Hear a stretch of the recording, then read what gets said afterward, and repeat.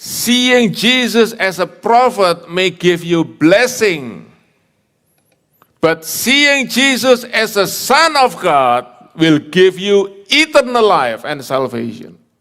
Saudara-saudara, kalau orang sudah ikut Tuhan, murid-murid Tuhan sekian banyak tinggalkan Tuhan, itu sudah ngeri. Ini lebih ngeri lagi, orang yang masih tinggal dengan Tuhan, yang tidak ikut, yang mau setia dengan Tuhan, ternyata iblis. Ternyata dia tidak pernah kenal siapa Tuhan. Sehingga akhirnya, saudaraku, dia jual Tuhan dengan 30 keping perak. Amin. Puji Tuhan, silakan duduk secara terkasih. Puji Tuhan, saya bersyukur boleh kembali bersama-sama dengan saudara. Minggu yang lalu, saya melayani di sister church kita, di Bethany Church Singapore. Dan puji Tuhan, saya boleh bersama-sama kembali dengan saudara. Mari buka Alkitab saudara bersama-sama di dalam Injil Yohanes pasal yang ke-6. Hari ini kita akan belajar bersama-sama satu kisah yang cukup panjang, yaitu percakapan Tuhan Yesus dengan murid-muridnya. Ya, kita nanti akan belajar dari Yohanes pasal yang ke-6 ayat yang ke-25 sampai 71. Karena itu kita harus membaca beberapa ayat begitu cepat. Ya, saudara agak cepat, karena itu saudara saya minta untuk saudara perhatikan, saudara siapkan terus Alkitab saudara, konsentrasi sungguh-sungguh, sebab tidak semua ayat yang kita baca, saudaraku saya bisa tampilkan di screen. Ya, beberapa ayat saja. Tapi hari ini kita akan terus melanjutkan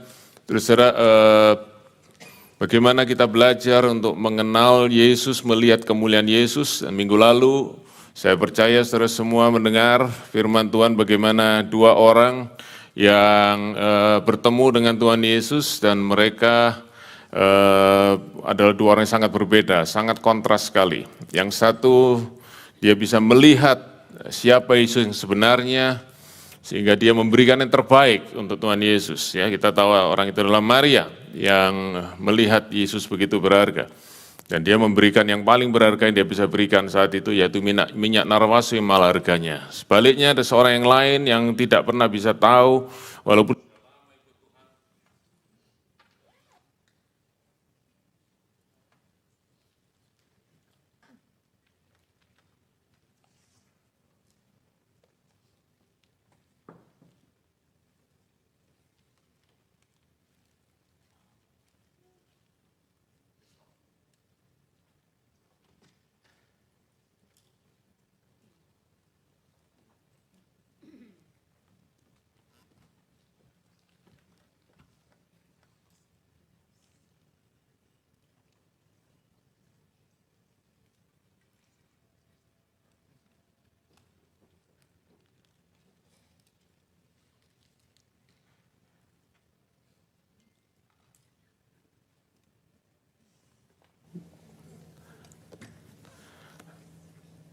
saudara itu tahu ya, tadi ganti baterai, bukan saya sakit pinggang ya.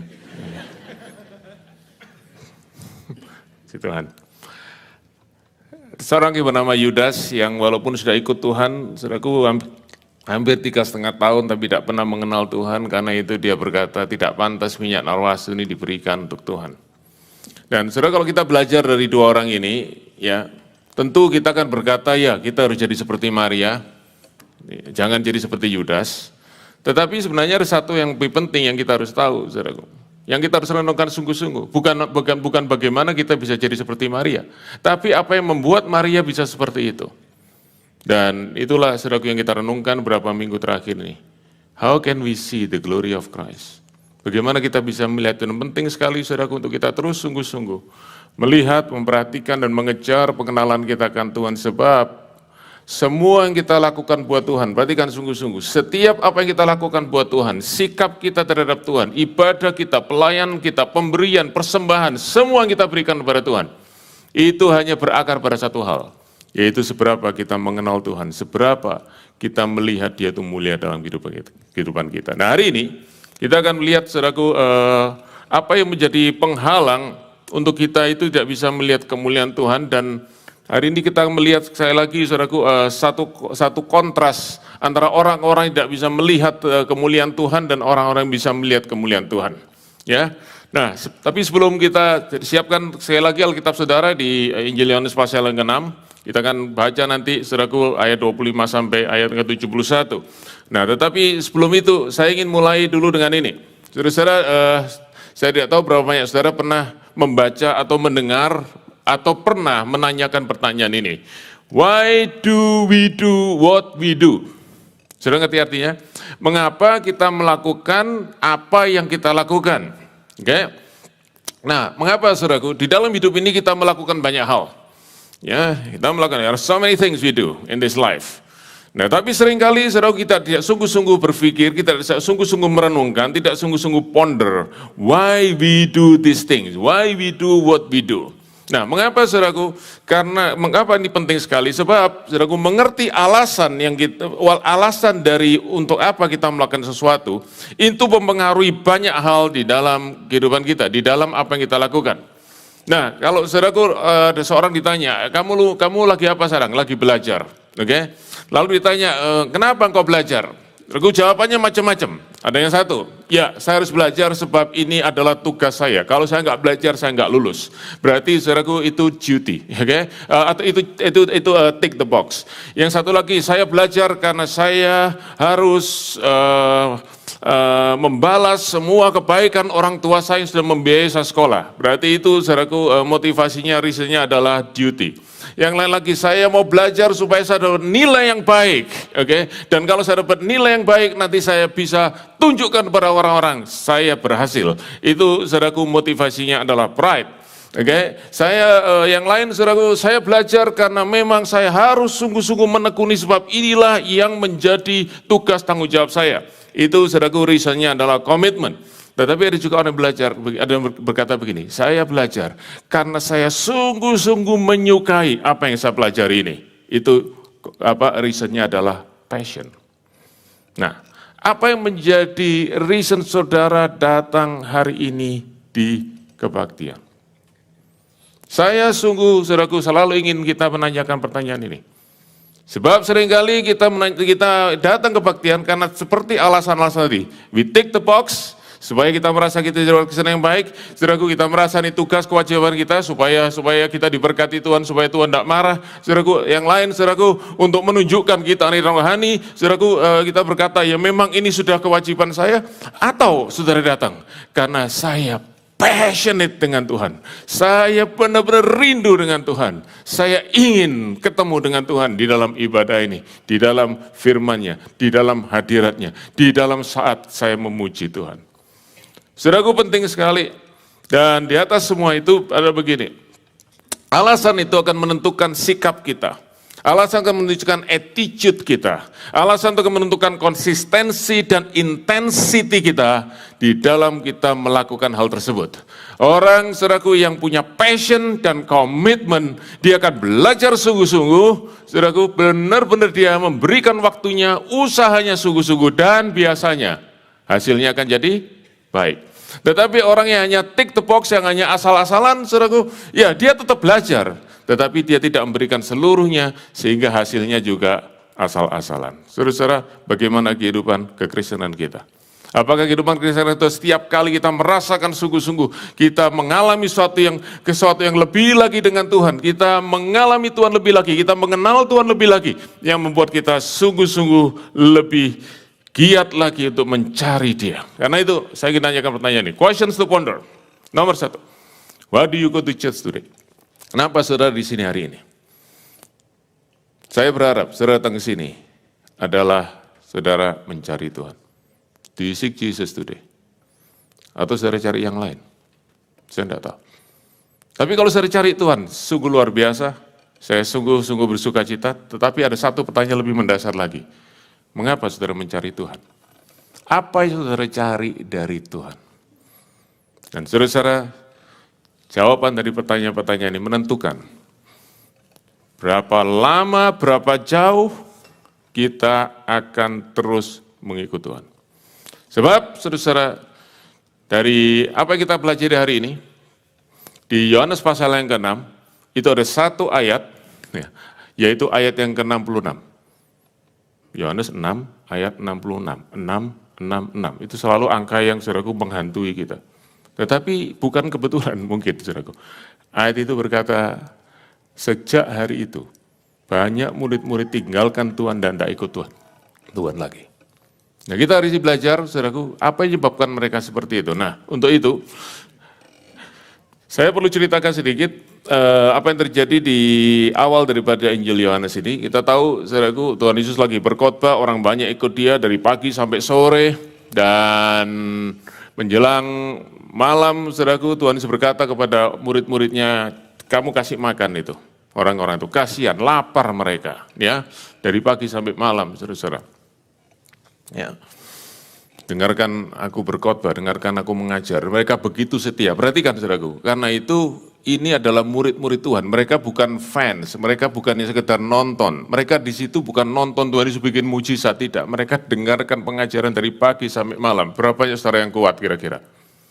Oke. Oke, dengar khotbah 1 jam aja, saudaraku sudah mulai, saudaraku ya, gelisah ya, hati gelisah, perut gelisah, saudaraku dan lain sebagainya. Oke, ini murid-murid dari pagi sampai malam, ini luar biasa komitmen mereka. Lalu Tuhan berkata kepada 12 muridnya itu, kita kasih makan mereka. Mereka bilang, dapat makan dari mana? Uangnya dari mana? 300 dinar pun nggak cukup. Ya, tetapi kemudian sudah tahu ceritanya, ada seorang anak kecil yang membawa 5 potong roti dan 2 potong ikan, saudaraku, diserahkan kepada Tuhan Yesus. Tuhan Yesus ucap syukur, ya minta berkat dari Bapa dan dibagi-bagikan, saudaraku, 5.000 orang laki-laki, belum perempuan dan anak-anak makan sampai kenyang, plus 12 bakul. Ya, 12 keranjang sisanya, saudaraku ya. Tuhan ingin berkata kepada murid-muridnya, bilang, kamu tanya tadi kan, dari mana kita bisa makan? Nih, makan sisanya, 1 keranjang 1 orang, saudaraku ya, 12. Nah, setelah itu, saudaraku, waktu mereka melihat itu, saudara lihat ayat 14 sekarang ya, kita lihat Yohanes pasal 14. Ketika orang-orang itu melihat mujizat yang telah diadakannya, mereka berkata, dia ini adalah benar-benar nabi yang akan datang ke dalam dunia. Jadi mereka melihat Yesus sebagai seorang nabi. Saudaraku, dia adalah seorang nabi dan mereka melihat nabi itu ada 2 hal. Nomor 1, nabi itu menyampaikan pesan Tuhan, dan yang kedua, saudaraku, nabi itu juga bisa melakukan mujizat. Walaupun tidak semua nabi melakukan mujizat, saudaraku ya, yang terkenal tentu 2 orang nabi, yaitu Elia dan Elisa, tetapi semua nabi menyampaikan pesan daripada Tuhan. Dan saudaraku, Tuhan Yesus bukan hanya mengajar, menyampaikan, saudaraku, pesan, menjelaskan kepada mereka, saudaraku, tentang rahasia kerajaan Allah, tetapi dia juga melakukan mujizat. Ini pasti seorang nabi. Mereka mulai, saudaraku, look up on Jesus. Mereka mulai menghormati Tuhan. Oke, nah karena itu, setelah itu Tuhan Yesus pergi, saudara tahu ceritanya, dia menyeberang danau, saudaraku ya, dan kembali lagi. Di tengah itu, saudaraku, ada peristiwa bagaimana angin ribut, ya, dan Tuhan Yesus berjalan di atas air. Nah, waktu dia kembali ke tempat di mana orang-orang itu berada, yang melihat mujizat, yang mengalami mujizat, yang makan sampai kenyang, ya, maka orang-orang langsung menyambut dia dan langsung berkata kepada Tuhan Yesus, Rabi, dari mana engkau datang? Ya, langsung disambut, saudaraku. Ya, karena ini memang, ini bukan hanya seorang rabi, tapi dia seorang nabi. Dan pada waktu itu, saudaraku, Tuhan Yesus menjawab, oke? Di dalam ayat yang ke-26, mari kita lihat ayat yang ke-26. Oke, Yesus menjawab mereka, aku berkata kepadamu, sesungguhnya kamu mencari aku bukan karena kamu melihat tanda-tanda, melainkan karena kamu telah makan roti itu dan kamu kenyang. Saudaraku, jawaban Tuhan Yesus sangat dingin sekali, bahkan jawaban Tuhan Yesus adalah satu yang menegur, menempelak mereka. Mereka menyambut Tuhan Yesus, oh Tuhan, kami senang sekali ketemu dengan Engkau. Tuhan berkata, kamu senang ketemu sama aku. Bukan karena kamu kenal aku dari tanda yang kamu lihat kemarin. Karena engkau tidak melihat sesuatu lebih daripada tanda itu. Engkau tidak melihat sesuatu yang lebih daripada mujizat itu. Saudara masih ingat ya, waktu peristiwa, saya pernah sampaikan beberapa minggu yang lalu, waktu peristiwa mujizat air menjadi anggur di kota Kana, murid-murid melihat mujizat itu dan mereka percaya kepada Tuhan, percaya bahwa dia, saudaraku, adalah seorang yang sungguh-sungguh datang daripada Tuhan. Tetapi saudaraku, orang banyak ini, murid-murid Tuhan ini, yang makan roti kemarin itu, mereka hanya melihat Tuhan sebatas nabi yang memberikan mujizat, dan mereka mencari Tuhan bukan untuk mengenal Tuhan, tetapi untuk mendapatkan berkat daripada Tuhan. Mereka tidak bisa melihat bahwa Yesus adalah Mesias, anak Allah, lewat mujizat kemarin. Yang mereka fokus kepada mujizat, bukan kepada yang membuat mujizat. Dan seringkali kita juga seperti itu. We are focused so much on the miracle, not on the source of the miracle. Karena itu mata kita terus tertuju kepada mujizat yang kita inginkan, yang mujizat lagi, another miracle, another miracle, another miracle, another miracle. Kita tidak pernah fokus kepada the source of the miracle. Kemudian, saudaraku, Tuhan Yesus lanjutkan dengan satu kalimat yang sangat-sangat penting sekali, yang kita semua harus perhatikan, ayat 27. Bekerjalah bukan untuk makanan yang akan binasa. Ayat 27. Melainkan untuk makanan yang bertahan sampai kepada hidup yang kekal, yang akan diberikan anak manusia kepadamu. Sebab dialah disahkan oleh Bapa Allah dengan meterainya. Nah, saudara, Tuhan Yesus berkata begini, kalau kamu cari aku, jangan cari untuk berkat yang cuma sementara, yang akhirnya tidak bisa, yang akhirnya harus lepas dari dalam hidupmu. Berkat yang sementara yang pada akhirnya kamu harus tinggalkan. Berkat yang pada akhirnya rusak. Tapi cari daripada aku berkat yang tidak akan pernah rusak, berkat yang kekal. Cari perkara yang kekal dalam diriku, jangan cari perkara yang sementara. Saudara-saudara, Tuhan tidak berkata bahwa Dia tidak ingin memberi kepada mereka kebutuhan jasmani mereka. Ya, saya akan ulangi sekali lagi nanti bagian terakhir. Tuhan, saudaraku, memperhatikan kebutuhan kita, dan kemarin, saudaraku, satu hari sebelumnya itu, Tuhan sudah buktikan bahwa Tuhan memperhatikan kebutuhan mereka. Mereka semua kelaparan, mereka tidak ada yang minta roti, tapi Tuhan yang kasih roti kepada mereka. Tuhan sangat care kepada kebutuhan mereka. Tetapi Tuhan tidak ingin mereka mencari Tuhan untuk itu. Dan itu ya saudaraku, kita harus tanyakan dalam diri kita. Sebabnya pertanyaan saya tadi, hari ini kalau kita datang ke gereja, apa yang membuat kita datang ke tempat ini? Apakah kita mencari Tuhan? Kalau iya, itu suatu yang luar biasa. Sebab tidak banyak orang yang datang ke gereja cari Tuhan. Mereka datang ke gereja, saudaraku, sekali lagi hanya untuk tick the box. Tapi kalau saudara cari Tuhan hari ini, satu yang sangat indah pertanyaannya, apa yang saudara cari di dalam Tuhan? Saudara-saudara, kalau saudara baca dalam Injil Yohanes pasal yang pertama, maka waktu Tuhan Yesus, saudaraku, baru mulai pelayanannya, dia belum punya murid satupun. Ya, dia lagi jalan, kemudian dia diikuti oleh 2 orang murid, yang adalah murid daripada Yohanes. Bukan murid Tuhan, itu mereka adalah murid daripada Yohanes. Tuhan Yesus jalan dan Tuhan tahu ada 2 orang yang ikuti dia menoleh ke belakang. Dia tanya pada mereka satu pertanyaan, apa yang kamu cari? Saudara, apa yang hari ini kita cari di dalam Tuhan? Dan orang-orang banyak ini, saudaraku, mereka tidak bisa melihat hal yang kekal yang Tuhan beri kepada mereka. Mereka hanya terus fokus kepada hal-hal yang jasmani, hal yang sementara, hal, saudaraku, yang fana di dalam kehidupan dunia ini dan dalam kehidupan jasmani mereka. Kemudian kalau saudara baca ayat 28, ya, lalu kata mereka kepadanya, kepada Tuhan Yesus, apa yang harus kami perbuat supaya kami mengerjakan pekerjaan dikehendaki Allah?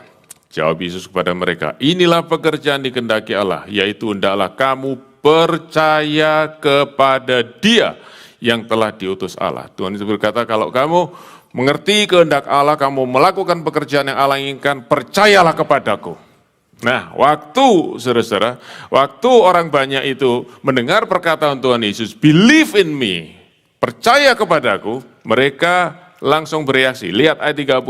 Maka kata mereka kepadanya, tanda apakah yang engkau perbuat supaya kami dapat melihatnya dan percaya kepadamu? Pekerjaan apa yang kau lakukan? Nah, sudah perhatikan, menarik ya, oke? Mereka berkata gini, oke, kamu mau kami percaya kepadamu? Oke, kasih dulu tanda. Tanda yang membuktikan kau orang yang istimewa, sehingga kami percaya kepadamu. Jadi, saudaraku, perhatikan, percaya kepada Tuhan itu tidak sesuatu yang pilihan yang arbitrary. Saudara ngerti arbitrary itu pilihan, ya saya milih saya mau percaya, yang lain enggak. Saudaraku, percaya itu punya dasar, dan dasarnya adalah the sign yang kita lihat, tanda yang kita lihat. Saudaraku, tanpa tanda itu percaya kita adalah percaya tidak berdasar, dan sesuatu yang tidak bisa berdasar, saudaraku, pasti sesuatu yang rapuh, yang sebentar akan roboh. Karena itu saudara, kalau hari ini saudara percaya kepada Yesus, apa yang membuat saudara percaya kepada Yesus? What sign that make you believe that Jesus is Lord and Savior? Penting sekali saudaraku. Dan orang-orang ditanya, kami mau percaya kepadamu. Tapi tanda apa yang bisa membuat kami percaya kepadamu? Apa yang menjadi dasar kami percaya kepadamu? Lalu mereka lanjutkan, saudaraku, lanjutkan, perhatikan. Di ayat yang ke-31. Nenek moyang kami telah makan mana di padang gurun. Seperti yang ditulis, mereka diberinya makan roti dari surga. Maka kata Yesus kepadanya, aku berkata kepadamu, sesungguhnya bukan Musa yang memberikan kamu roti dari surga, melainkan Bapakku yang memberikan kamu roti yang benar dari surga. Nah, saudaraku, tiba-tiba orang banyak ini, murid-murid Tuhan ini, waktu disuruh percaya kepada Tuhan, mereka membandingkan Yesus dengan satu orang, siapa namanya? Musa. Dan mereka berkata begini, engkau mau kami percaya kepadamu, memangnya kamu lebih hebat dari Musa? Nah, kenapa saudaraku mereka hubungkan dengan Musa? Tentu saudaraku, dua orang yang paling dihormati, saudaraku, ya, dua orang nabi yang paling dihormati oleh orang Israel, orang Yahudi pada saat itu, dua. Siapa itu? Musa, satu lagi Elia. Itu sebabnya waktu Tuhan Yesus, saudaraku, Mount of Transfiguration, di mana dia berubah wajahnya jadi berkilau-kilau, itu kelihatan Musa dan Elia di sebelahnya, tapi kemudian mereka lenyap. Dan Bapa di surga berkata, inilah anakku yang kau kasihi, dengarkanlah dia, sebab kepadanya aku berkenan. Artinya saudaraku, Bapa di surga berkata, Musa dan Elia tidak sebanding dengan anakku yang kau kasihi. Engkau mesti dengar dia. He is greater than Moses and Elijah. Dan saudaraku, buat orang Yahudi, Musa itu orang yang salah satu orang yang paling hebat. Dan karena itu mereka tanya kepada Tuhan Yesus, apa engkau lebih hebat dari Musa? Dan kebetulan yang mereka saudaraku tunjukkan dari Musa, bukan Musa itu membelah Laut Merah, tetapi saudaraku, bukan Musa itu saudaraku dapatkan 10 perintah Allah, tapi Musa itu bisa menurunkan roti mana? Sebab apa? Ini diskusinya lagi soal roti. Jadi mereka berkata kepada Tuhan Yesus, oke, kamu kemarin bikin mujizat, 5.000 orang lebih makan, banyak yang makan, tapi itu masih belum sebanding dengan Musa, dia lebih hebat. Dan Tuhan katakan, kamu salah. Yang kasih makan kamu itu bukan Musa. Yang kasih makan itu Bapa di surga. Musa itu cuma nonton saja. Dia itu cuman berdoa saja. Yang kasih makan itu Bapa di surga. Dan kemudian dia berkata, sebab Bapa di surga mau kasih kamu roti yang memberi hidup. Ayat 33. Kalau Musa bisa melihat roti mana turun, Bapa di surga punya roti yang lebih hebat lagi. Yang bisa memberi kamu hidup. Artinya apa? Kamu tidak akan lapar lagi.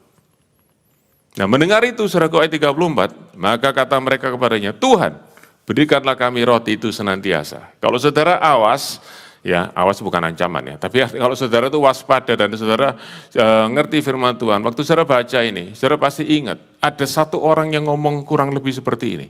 Ada yang tahu nggak? Perempuan Samaria. Waktu dia bertemu dengan Tuhan Yesus, Tuhan berkata kepada dia, kalau kamu minum air dari sumur ini, kamu akan haus lagi. Tapi kalau kamu minum air padaku, kamu tidak akan haus lagi, bahkan air itu akan menjadi mata air. Langsung dia berkata apa? Tuhan, berikanlah air itu kepadaku. Sama dengan orang ini. Kami mau. Kalau yang perempuan Samaria, air yang tidak bisa bikin haus lagi, ini roti yang tidak bisa bikin lapar lagi. Kami mau Tuhan. Nah, di situ Tuhan berkata, ayat 35. Ayat 35, lihat.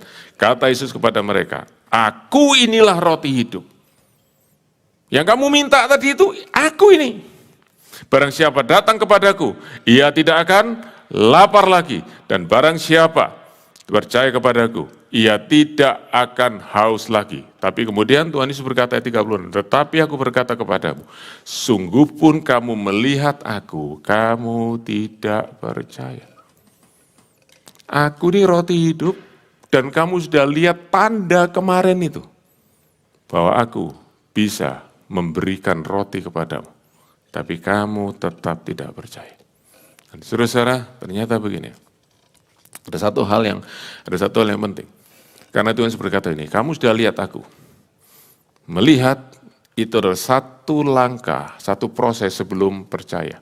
Ya, saudaraku, kita sudah belajar itu berminggu-minggu. See is the one step before belief. See is a step that leads to belief. Melihat adalah langkah untuk orang bisa menjadi percaya. Tetapi terus berkata, walaupun kamu lihat aku, tapi kamu tidak percaya. Sebab apa? Kamu melihat, yang kamu lihat, itu adalah sesuatu yang hanya terbatas di dalam alam jasmani. Sebab pikiranmu terus tertuju kepada hal yang jasmani, sehingga engkau tidak bisa melihat yang rohani yang aku ingin beri kepadamu. Dan saudara, kalau pikiran kita terus tertuju kepada hal yang jasmani, itu akan menjadi selubung yang menutupi mata hati kita, sehingga kita tidak bisa melihat perkara-perkara rohani dan percaya bahwa Tuhan bisa memberikan hal yang lebih luar biasa daripada hal yang jasmani. Karena itu Tuhan Yesus berkata, kamu percaya kepadaku? Iya, tapi kamu cuma percaya kepadaku sebagai nabi yang tidak bisa memberikan hidup yang kekal, hanya berikan roti seperti Musa. Ya, nah, itu saudara. Kemudian Tuhan Yesus berkata kepada mereka di ayat yang ke-40. Kita lompat ayat 40. Sebab inilah kehendak Bapa-Ku, yaitu setiap orang yang melihat anak dan yang percaya kepadanya, beroleh hidup yang kekal, dan supaya aku membangkitkannya pada akhir zaman. Jadi Tuhan Yesus berkata, aku ini roti hidup, kau terima aku, terima roti ini, engkau tidak akan lapar lagi, artinya engkau tidak akan mati, engkau tidak akan binasa, tapi engkau akan hidup kekal. Dan kehendak Bapa adalah engkau lihat aku, dan engkau percaya, dan engkau dapat hidup yang kekal. Sudah ingat ya, selalu itu prosesnya. Lihat Tuhan, lihat kemuliaannya, kita jadi percaya. Dan di dalam iman itulah kita mendapatkan hidup yang kekal. Nah, tetapi saudaraku perhatikan, ini satu kalimat yang penting sekali, sebab di sini Tuhan Yesus mulai menunjukkan siapa dirinya. Father will, kehendak daripada Bapa, supaya setiap orang, termasuk saudara dan saya, melihat Yesus yang adalah the Son, not the prophet. Yang mendatangkan keselamatan. Seeing Jesus as a prophet may give you blessing.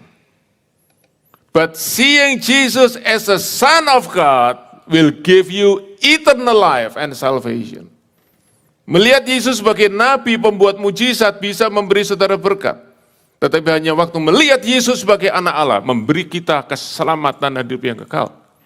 Dan Tuhan berkata, aku ini anak Allah. Berarti kan, I am the Son of God, I am the bread of light and I am the Son of God. Nah perhatikan, saudaraku, sungguh-sungguh perhatikan. Ayat 41 dan 42. Begitu mereka mendengar Yesus mengaku dirinya adalah anak Allah, maka terjadi apa? Maka bersungut-sungutlah orang Yahudi tentang dia.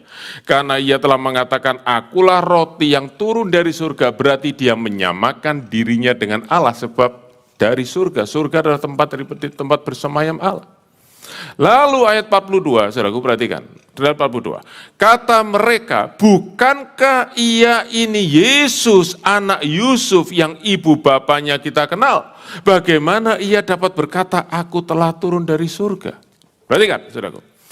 Yesus berkata, I am the Son of God. Murid-muridnya berkata, no, you are the son of Joseph. Mereka hanya melihat kemanusiaan daripada Yesus. Mereka hanya melihat wujud jasmani daripada Yesus. Mereka tidak bisa mengenal siapa dia yang sebenarnya. Karena itu waktu Yesus mulai mengajar tentang perkara-perkara rohani, tentang roti hidup, tentang dia yang turun dari surga, mereka mulai grumble, mereka mulai bersungut-sungut. Dan saudara-saudara, perhatikan. Waktu kita tidak bisa dan kita tidak meminta kemurahan Tuhan melihat perkara rohani. Waktu kita mulai mendengar perkara rohani disampaikan, kita mulai bersungut-sungut. Ini apa toh? Ini apa toh? Ini ngomong di awang-awang. Ini ngomong, saudaraku, minggu-minggu berikutnya kita akan bicara tentang itu. Tapi perhatikan sungguh-sungguh. Perhatikan sungguh-sungguh. Saudara kan lihat ya, Nanti ada satu proses demi proses demi proses, saudaraku, tentang orang yang tidak mau sungguh-sungguh, yang terus berpusat kepada hal yang jasmani, kepada hal yang material, saudaraku, hal yang sementara. Mereka akan menolak hal yang kekal, hal yang rohani. Lanjutkan. Mereka berkata, ini kan cuma anak Yusuf, dan Yusuf itu orang tukang kayu, orang biasa, orang sederhana. Kita tahu kok dia. Jadi saudaraku perhatikan, mereka tuh sudah tahu sebelum mereka memanggil Yesus itu rabi, sebelum memanggil Yesus itu nabi, mereka sudah tahu siapa dia. Dia orang Nazaret, anak tukang kayu. Kita kenal dia orangnya, rumahnya mungkin kita tahu. Apa saudaraku?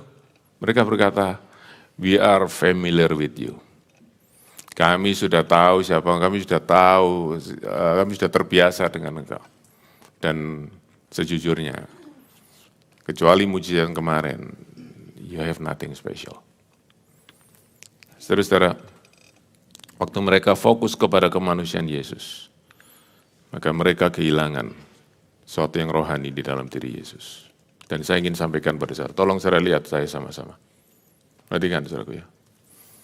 Ada satu hal yang sangat berbahaya di dalam kehidupan kekristenan kita. Yaitu kalau kita terus fokus kepada hal-hal yang biasa yang kita lihat dan kita terus lihat itu sebagai hal-hal yang jasmani. Kita bisa kehilangan makna berkat rohani di dalamnya.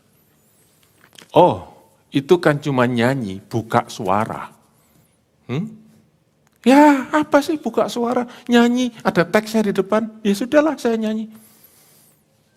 Dan sekali lagi saudaraku, saya sampaikan kepada saudara, apa yang kita lihat, apa yang kita value akan menentukan attitude kita.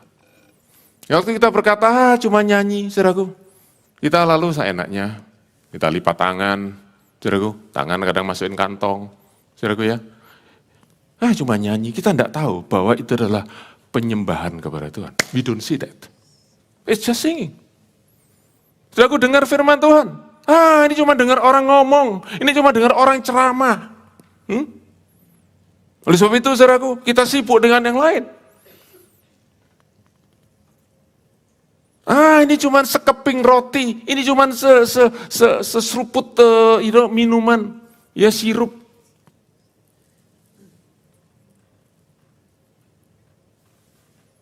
Biar too familiar. Ini cuma upacara agama.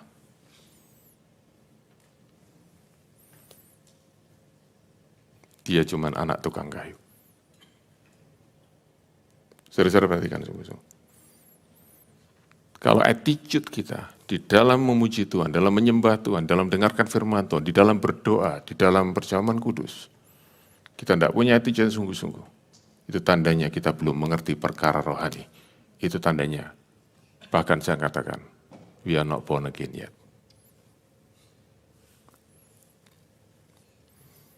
2 minggu lagi, kita akan belajar tentang percakapan Tuhan Yesus dengan Nikodemus. Saya kasih sneak peek-nya ya, spoilernya. Tapi don't get spoiled, Right. Tapi sekali lagi, perhatikan baik-baik. Kalau saudara nyanyi, saudara mungkin tidak rasa apa-apa, tapi paling tidak tahulah bahwa kita sedang memuji Tuhan, bahwa kita sedang beribadah kepada Tuhan. Taruhlah sikap hati. Walaupun saudara belum mengerti, taruhlah sikap hati. Tuhan, aku menyanyi dengan sungguh-sungguh. Dan celikkan mataku, supaya aku bisa melihat makna rohani, berkat rohani, di dalam pujian dan penyembahan, di dalam mendengarkan firman-Mu, di dalam perjamuan kudus, di dalam memberi persembahan, di dalam melayani Tuhan. Celikkan mataku, melihat perkara rohani, supaya aku tidak melihat semuanya hanya serba jasmani. Oke, kita lanjutkan. Kita sekarang lihat saudaraku di dalam ayat yang ke-48. Waktu saudaraku Tuhan Yesus mulai dipertanyakan, kamu kok berani-beraninya ngaku kamu itu anak Allah, kamu kan cuma anak tukang kayu. Tuhan tidak pernah minta maaf. Saudaraku, satu hal yang saya ingin sampaikan pada saudara ya, God never apologize. And Jesus never apologized because he never said anything wrong, even though it hurt us. Walaupun saudaraku perkataannya itu bisa menyakiti kita, dia tidak akan pernah minta maaf, sebab dia selalu mengatakan kebenaran. Dan saudaraku, dia tidak mundur sedikit pun, ayat 48, saudaraku dia kata, akulah roti hidup, nenek moyangmu telah makan mana di padang gurun dan mereka telah mati. Artinya begini, kalau kamu minta roti yang sama dengan diberi oleh Musa, berkat jasmani, roti jasmani itu kamu bisa dapat, tapi nanti kamu akan mati seperti nenek moyangmu. Tapi jikalau seorang makan dari roti ini, yaitu diriku, ia akan hidup selama-lamanya. Dan roti yang kuberikan ialah dagingku yang kuberikan untuk hidup dunia. Saudaraku, Tuhan Yesus, saudaraku, ngomongnya tambah lama, tambah tajam, tambah rohani, pakai ilustrasi yang saudaraku makin bahasa Inggrisnya grafik. Saudara tahu grafik ya? Grafik itu apa ya? Bahasa Indonesia apa? Itu gambar, bukan, itu grafik. Oke, grafik itu suatu yang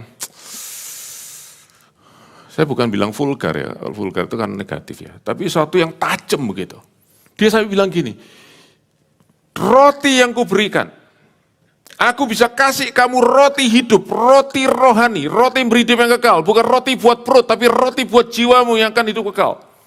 Dan roti yang kuberikan itu bukan aku bawa roti buat kamu, tapi aku itu roti dengan aku kasih diriku sendiri. Dan saudaraku, dengan bahasa yang grafik dia berkata, I give my own flesh, dagingku ini kuberikan kepadamu. Dan waktu orang dengar itu, lihat saudaraku, ayat 40,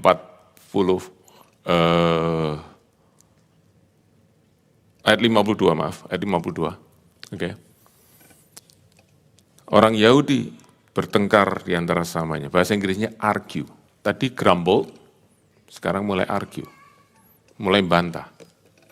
Bagaimana ia dapat memberikan dagingnya kepada kita untuk dimakan? Ini apa-apaan? Ini pengajaran kanibalisme atau apa ini? Orang suruh makan daging orang. Dan saudara-saudara, mereka tidak bisa nangkap apa yang maksud Tuhan Yesus. Saya ingat Tuhan Yesus berkata kepada Nikodemus, kalau kamu tidak dilahirkan kembali, kamu tidak bisa melihat kerajaan Allah. Sering ingat ayat itu? Perkataan Tuhan Yesus. Nikodemus jawab apa? Loh, jadi gimana? Aku suruh masuk rahim ibuku. Tuhan yang benar aja ngomongnya. Apa maksudnya lahir kembali? Aku harus ngulang kembali. Sama seperti ini, saudara. Sama seperti ini. Ya, ini kalimat saudaraku bukan kalimat pertanyaan. Memang kita suruh makan, dan ini kalimat sindiran, kalimat ejekan. Ini nonsense. Dan sekali lagi kenapa? Pikiran jasmani, pikiran duniawi, pikiran material, pikiran fisikal tidak akan bisa menangkap perkara rohani. Kita lanjut, saudara. Tuhan Yesus waktu saudaraku orang mulai berkata gitu, dia bukan begitu, oh maaf ya, maksudku tadi itu bukan seperti itu. Ya, jangan salah ngerti. Enggak, saudaraku, dia justru makin grafik. Saudara ngerti kata grafik dia tuh justru makin ceritakan tuh lebih saudaraku ngeri dengarnya. Mari kita baca ayat 53. Maka kata Yesus kepada mereka, aku berkata kepadamu, sesungguhnya jika kamu tidak makan daging anak manusia dan minum darahnya, kamu tidak mempunyai hidup di dalam dirimu. Barang siapa makan dagingku dan minum darahku, yang punya hidup yang kekal dan aku membangkitkan dia pada akhir zaman. Ayat 55, sebab dagingku adalah benar-benar makanan dan darahku adalah benar-benar minuman.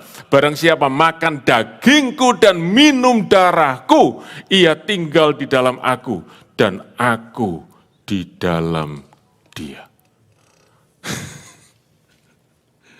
Saudaraku, tambah dibantah, tambah dijelaskan sekali lagi. Aku nggak salah ngomong, aku nggak lagi mabuk, aku nggak lagi bergurau, aku ngomong serius. Kalau kamu nggak makan dagingku dan minum darahku. Saudara, ingat tadi yang pertama apa? Grumble. Yang kedua, argue. Yang ketiga, saudaraku lihat, waktu saudaraku Tuhan Yesus makin menjelaskan, reaksi daripada orang-orang murid-murid Tuhan juga makin bertambah. Ayat 60, mendengar semuanya itu banyak dari murid-murid Yesus berkata, baca, perkataan ini keras, siapakah yang sanggup mendengarkannya? Ya, this teaching is so hard. Saudaraku, keras di sini itu bukan bicara volume, oke? Saya dulu pernah, saudaraku, ada satu orang bilang, Pak, Bapak itu kalau khotbah keras sekali sih, kenapa?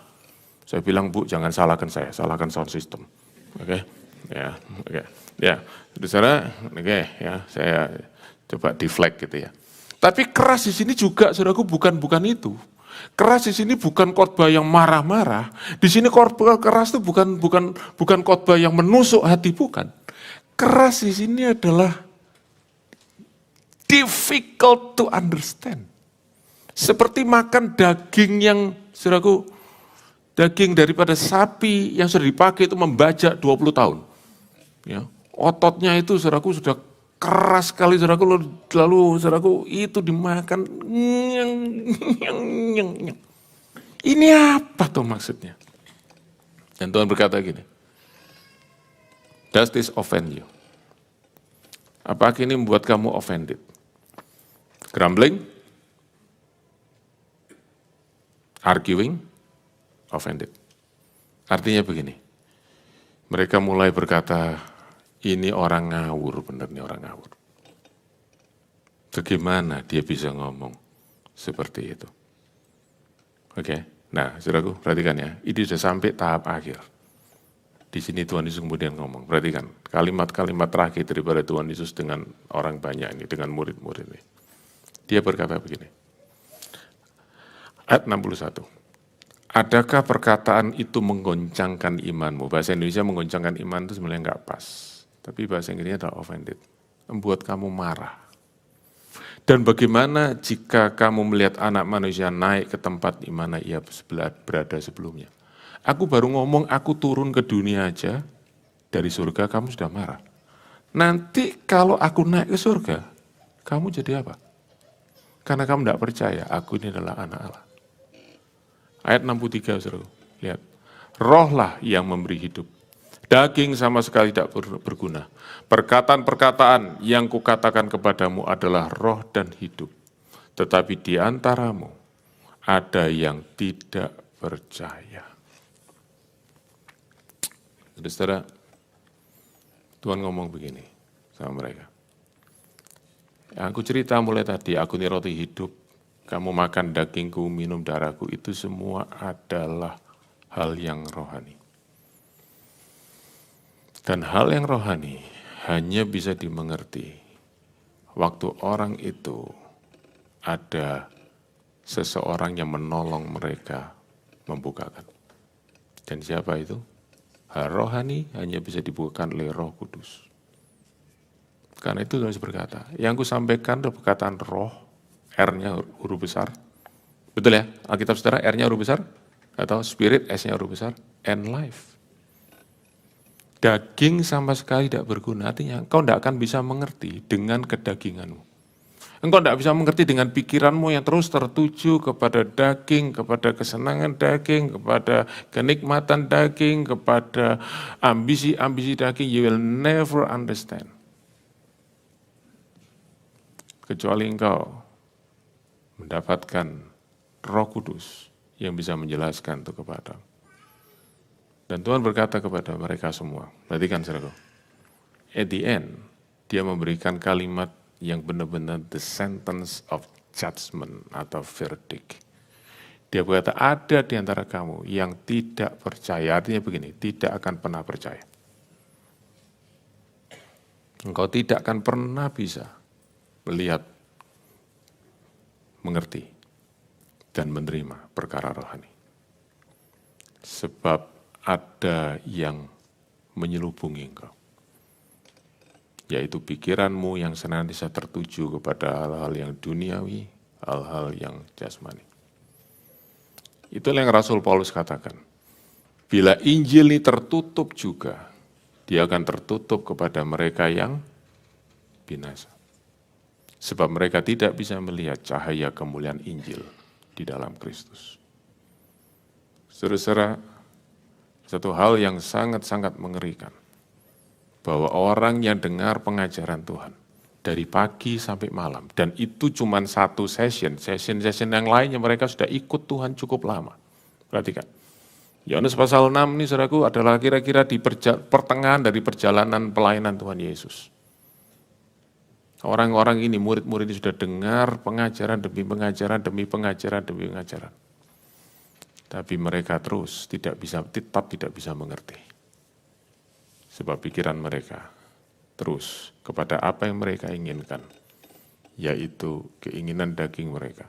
Dan mereka tidak pernah mencoba dan tidak pernah saudaraku berusaha untuk mengerti, dan mereka tidak mau membuka hati mereka untuk Tuhan Yesus.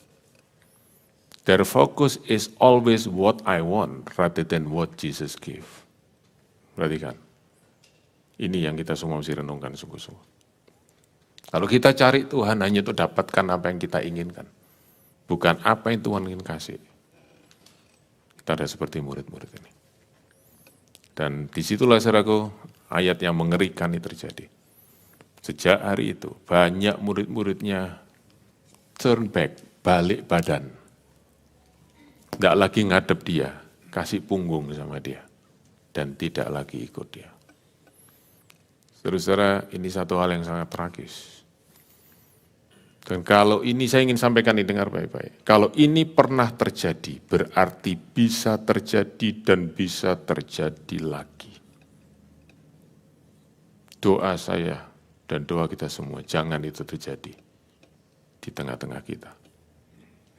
Tetapi ini bisa terjadi.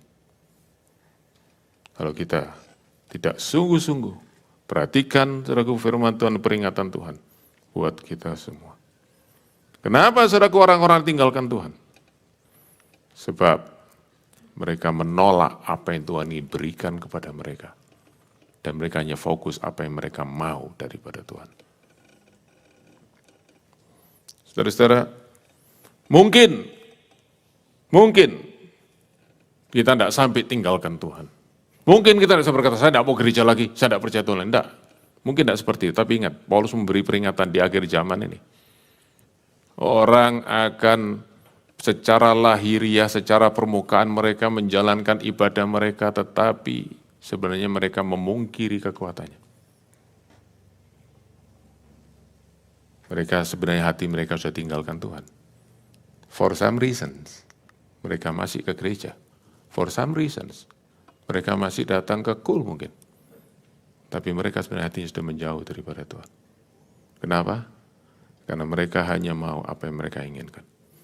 Saudara, tahukah saudara kalau kita baca seperti ini, paling tidak di dalam akal pikiran kita bisa tahu. Bahwa yang mereka minta daripada Tuhan, atau yang Tuhan ingin kasih pada mereka jauh lebih berharga daripada yang mereka minta. Setuju? Tuhan mau kasih hidup yang kekal, Tuhan mau kasih roti hidup. Dibandingkan dengan mereka cuma minta roti untuk perut mereka, Tuhan kasih mau kasih yang lebih baik. Setuju? Setuju semua? Tetapi itulah saudaraku. Mengapa saudaraku kita sering ketawa? Kalau kita berkata anak kecil akan lebih milih ice cream daripada berlian. Demikian juga. Pikiran kita yang kerdil, yang kanak-kanakan, yang kedagingan, kita akan menolak berlian yang Tuhan tawarkan kepada kita. Dan kita tetap berkata, saya mau es krim. Dan sebabnya Rasul Paulus memberikan peringatan di 2 Timotius pasal 4 yang ketiga. Ada hari terakhir, orang tidak lagi mau dengar ajaran yang sehat. Orang tidak mulai dengar sungguh-sungguh, saudaraku, kebenaran firman Tuhan yang memberikan pengajaran rohani. Mereka cuma ingin yang katanya enak di telinga, bahasa rohaninya membangkitkan iman, memberi sukacita, memberi pengharapan, memberi jalan keluar. Itu yang mereka ingin dengar, yang enak di telinga. Tetapi saya ingin katakan kepada saudara-saudara semua, dan saya sering mendengar orang berkata, Pak, Bu ya jangan khotbah yang rohani terus. Orang kan butuh makan. Saya tanya balik, kamu kira saya tidak butuh makan? Kita semua butuh makan. Saudara-saudara, kalau kita cari kebutuhan jasmani kita, carilah di dalam Tuhan. Tapi jangan cari Tuhan untuk kebutuhan makan. Saya selalu pesan pada anak-anak muda. Jangan ke gereja untuk cari pacar. Tapi kalau cari pacar, cari di gereja, jangan di tempat lain. Tapi jangan ke gereja untuk cari pacar. Saudaraku, semua kebutuhan kita dalam dunia, kebutuhan jasmani kita, kebutuhan saudaraku, sekolah kita, bisnis kita, pekerjaan kita, cari itu dalam Tuhan. Tapi jangan cari Tuhan untuk itu. Cari Tuhan untuk yang kekal, yang Dia ingin berikan kepada kita. Haleluya. Dan saudara-saudara, murid-murid ditinggalkan Tuhan. Karena itu, saya ingin kita ingat sungguh-sungguh. Saudara tentu ingin semua ikut Tuhan sampai akhir, amin. Saudara tidak ingin seperti murid-murid tinggalkan Tuhan. Cari yang Tuhan ingin beri kepada kita. Supaya kita bisa melekat kepada Dia. Dan ada contohnya. Ayat-ayat terakhir ini, mari kita baca. Ayat 67. Maka kata Yesus kepada 12 muridnya, kamu tidak mau pergi juga. Jadi saudara, artinya begini, pertanyaan ini bukan gini, ayo pergi sekali, nggak takut aku sendirian. Bukan. Ya, bukan model koboyan kayak gitu. Tapi disitulah Tuhan berkata, aku tahu kamu beda dengan yang lain. Dan memang mereka beda. Waktu mereka tanya, kamu tidak pergi juga? Jawab Petrus, saudaraku. Jawab Simon Petrus. Oke. Mari baca sama-sama. Tuhan, kepada siapa kami akan pergi? Artinya, kami tidak punya tempat lain kami mau pergi. Sebab apa? Perkataanmu adalah perkataan hidup yang kekal dan kami telah percaya dan tahu bahwa engkau adalah yang kudus yang dari Allah. Saudara perhatikan dua hal. Simon Petrus berkata begini, kami tahu siapa engkau. Engkau adalah yang kudus yang daripada Allah. Engkau adalah anak Allah dan perkataanmu, karena engkau adalah anak Allah, perkataanmu adalah perkataan hidup yang kekal. Tuhan, hanya engkau yang punya hidup yang kekal. Oleh sebab itu, kalau kami pergi dari engkau, kami tidak punya hidup yang kekal. Kalau kami cari uang, ada orang lain bisa kasih. Kalau kami cari roti, ada yang lain bisa kasih. Kalau kami cari pekerjaan, ada yang lain bisa kasih. Kami cari sukses, ada yang lain bisa kasih. Kami cari ketenaran, ada yang lain bisa kasih. Tapi kalau cari hidup yang kekal, tidak ada yang bisa kasih selain engkau. Karena itu kami tidak punya tempat lain. Kami pergi selain engkau. Saudara-saudara dengar baik-baik. Apa yang saudara cari dalam hidup ini? Kalau saudara cari yang lain selain hidup yang kekal, satu kali saudara bisa tinggalkan Tuhan. Tapi kalau saudara sungguh-sungguh mencari yang kekal, saudara berkata, Tuhan, kalaupun aku tidak punya yang lain, aku mau tetap tinggal dengan engkau. Aku tidak akan tinggalkan engkau, sebab hanya engkau punya, hanya engkau yang punya yang aku cari. Yaitu yang kekal, yaitu engkau sendiri. Ini bedanya. Dua murid-murid yang melihat siapa Tuhan, yang sudah melek, dengan yang dibutakan oleh hawa nafsu mereka. Saudaraku berdoa, kita jadi seperti Petrus dan murid-murid yang lain yang tinggal dekat dengan Tuhan. Karena mereka tahu hanya Yesus yang bisa memberi hidup yang kekal.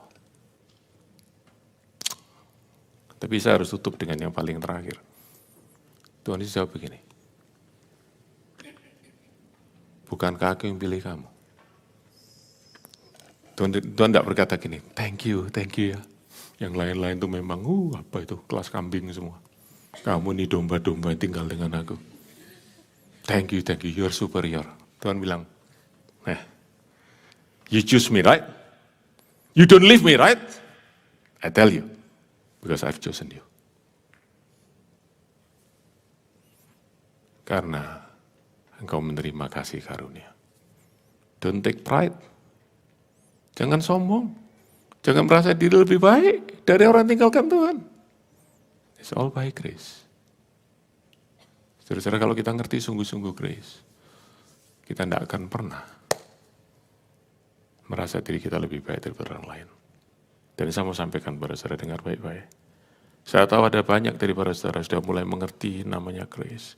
Dan waktu kita sudah ngerti namanya grace, waktu kita dengar saudaraku, khotbah saudaraku yang mengedepankan usaha manusia, kita selalu telinga kita saudaraku rasanya mulai gatel ya, antena mulai bergetar saudaraku ya, alarm mulai berbunyi wing wing wing wing gitu ya. Saya bisa merasakan itu, percayalah saudaraku. I share your suffering. Tetapi dengar baik-baik. Waktu kita merasakan itu, jangan kita terbenam dalam kemarahan kita. Tapi disitulah kita bisa mengucap syukur sambil menangis. Tuhan terima kasih.